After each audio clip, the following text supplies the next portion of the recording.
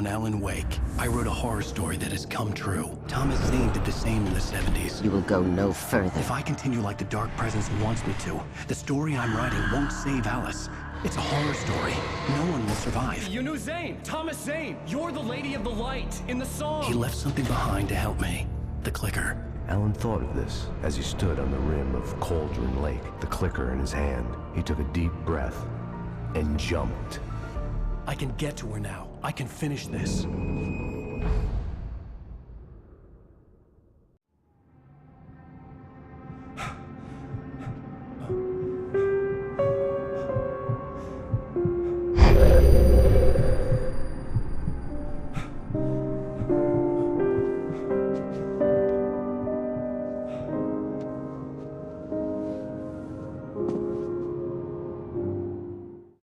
I had a hangover. My head was about to explode and the light hurt my eyes. I needed my sunglasses and painkillers to dull the pain. In one of my finer moments of self-deception, I swore to quit drinking.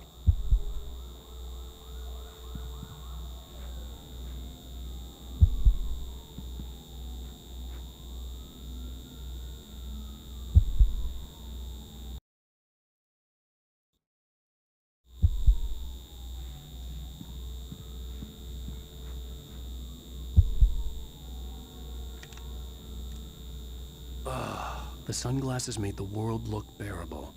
Now I could keep my eyes open without feeling like a vampire in the sun.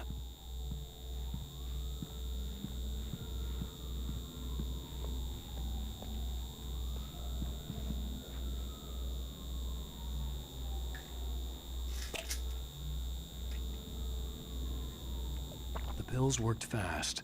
The prospect of being awake started to seem bearable again. There was a message waiting for me on the machine. You have one new message. Ow! Are you still asleep? Wakey, wakey! You should have your show on your TiVo. If Alice wasn't too mad to record it. She called me earlier and really chewed me out. Yeah, we went a little overboard last night. But parties are a part of this business. Al, look, I'm saying this as your friend. She's not doing your career any favors by trying to run your life like that, okay? I'll talk to you later, Al. Watch the show. Ladies and gentlemen, welcome back to the Harry Gallett Show. Thank you. Thank you, everybody. We have a great show tonight. I've been talking with the best-selling author Alan Wake about his new book, The Sudden Stop. Yeah, good read. Go buy it. No, it is a good read. Look, I'm gonna be honest here. Is that wise? No, but I'm gonna do it anyway. I got people who give me the lowdown on books. I'm a busy guy. But this one, I actually read from cover to cover. I mean, I'm a big fan. Wow, thanks. Now, this might be a spoiler for those who haven't read the book yet. Based on the sales figures, the 2 people out there who haven't read the book yet. But this last book is all about the death of the main character, the hard-boiled New York detective, Alex Casey. Now, there's been a lot of outrage about this.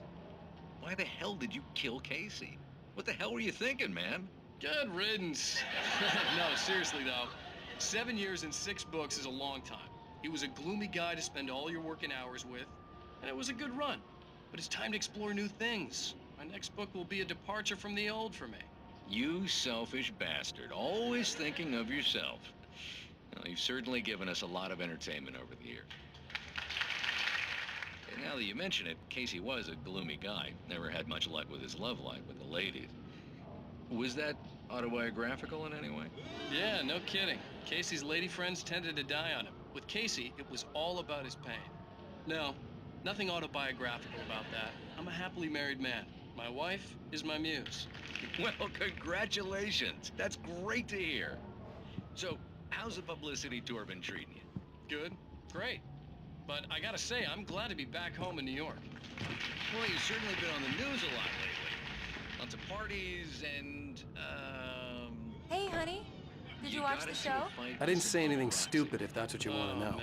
Okay, well, Grumpy. That guy was really You in want my an announcement or face. something? I lost my Are temper. you going to start with me I know about that drinking wasn't now? You know what? Go back to sleep, Alan.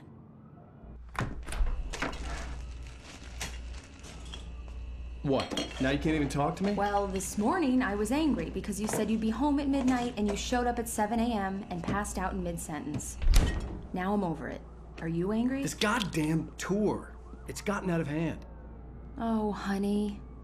It's almost over, right? We can get back to normal. Then you can start writing again. I'm sorry, honey. Alan, you're not thinking straight. Just take a shower and go back to bed, huh? Yeah, you're right, honey. I'm sorry. Once this is over, let's go away together. A vacation. Just you and me. Some peace and quiet.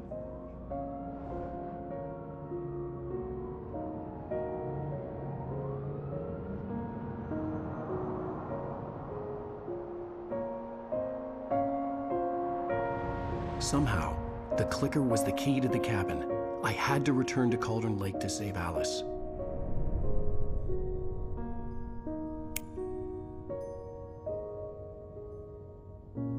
I'm going back to the lake to finish this. I'm going to write an ending to the story in the manuscript on my own terms, to make it all right. Why can't you just write it here? The last page is still in the typewriter. I need to read it first. Everything needs to be just right. Zane tried to cut some corners, and it didn't end well. Okay, ready when you are. I'm sorry, Sarah, but I need to do this alone. Barry, take her gun. Miss Weaver, close the door when I leave.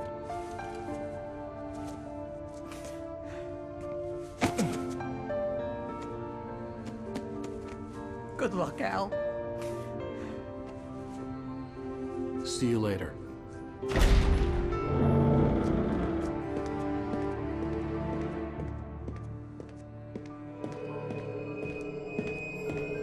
When I got out, it was warm and sunny. I'd flicked the switch of the clicker. Had it done this? I didn't stop to question it. I had to take advantage of the sunlight to get to the lake. On Zane's page, I had stood on the rim of Cauldron Lake, about to use the clicker. That's where I was headed.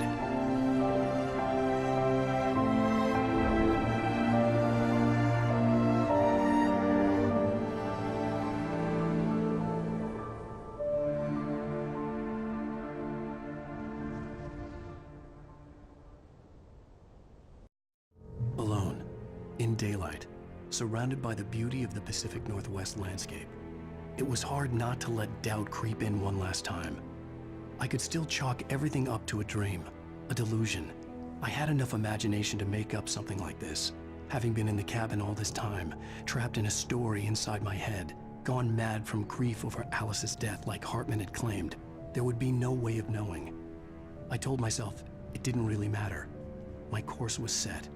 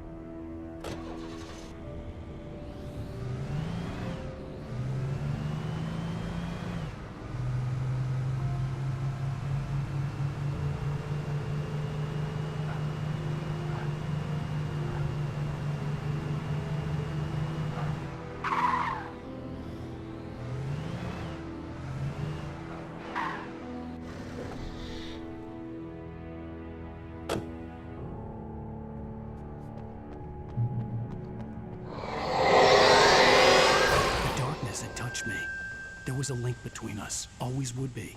I could feel its presence again, getting closer. I will kill your wife.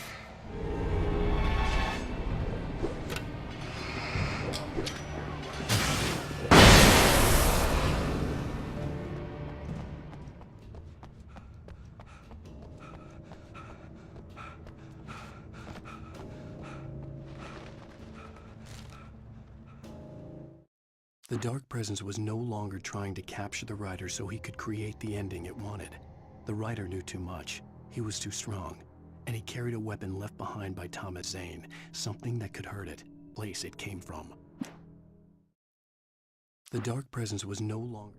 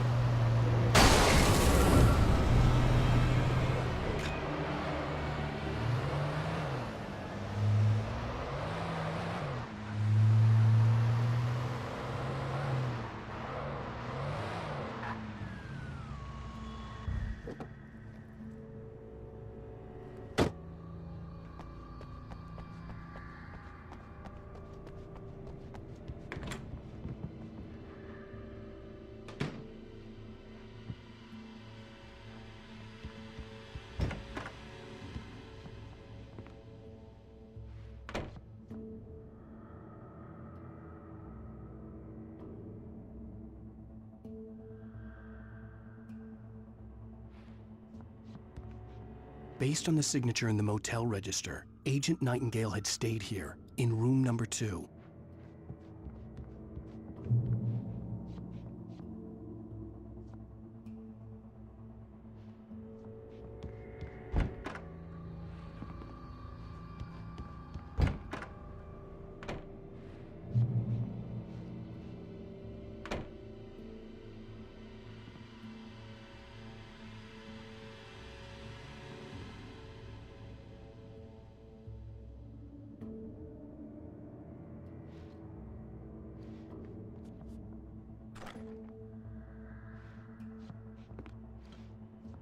This had obviously been the room where Agent Nightingale had stayed when he hadn't been busy harassing me.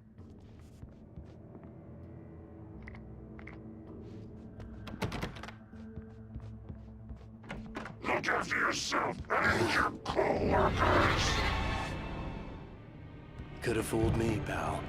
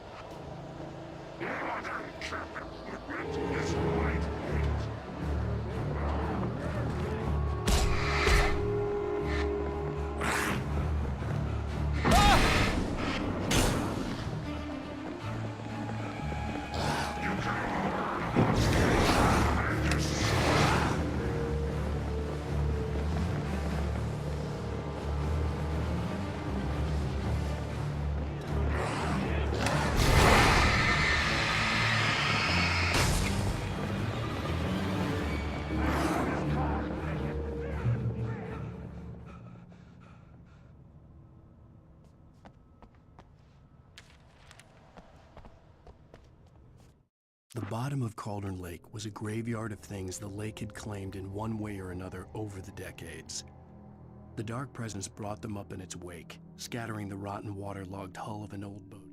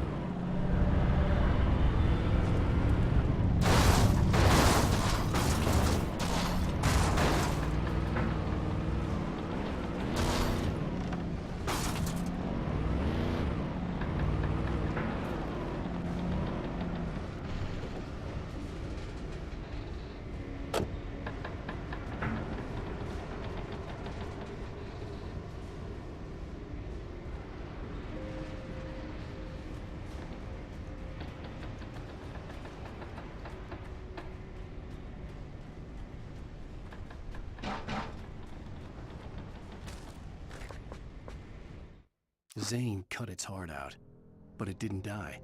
The thing that wore Barbara's face kept crooning sweet nothings sugar-laced with poison. He put on the suit, untied the monster from the chair. The thing in his arms thrashed weakly, but he held fast. He stepped outside, off the pier.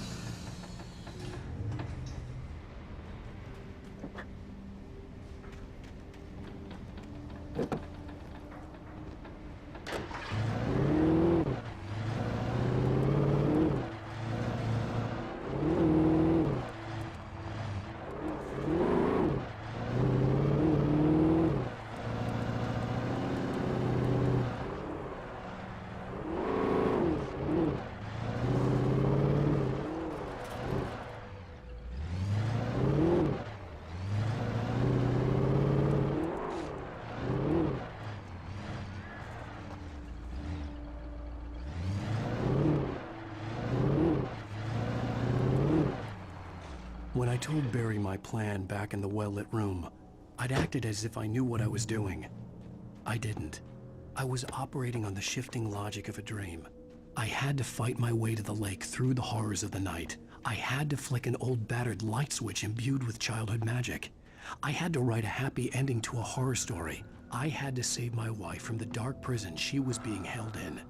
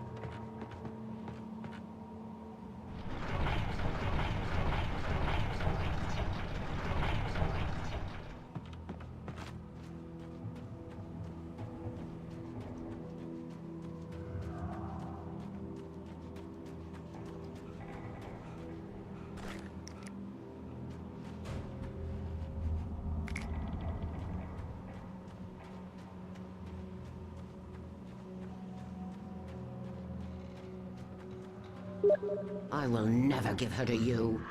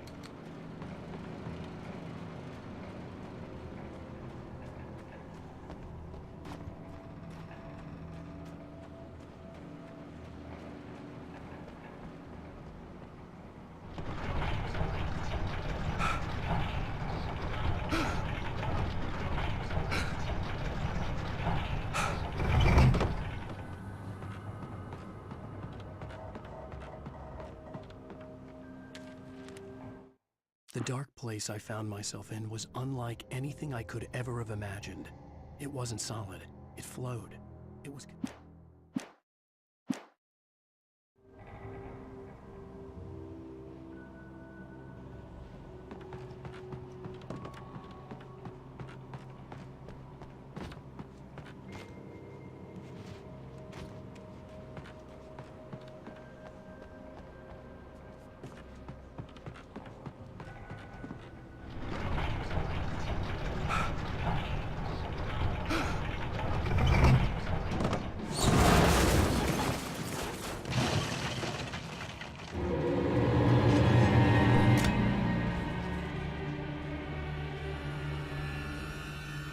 I could see Mirror Peak in the distance. That's where Cauldron Lake was.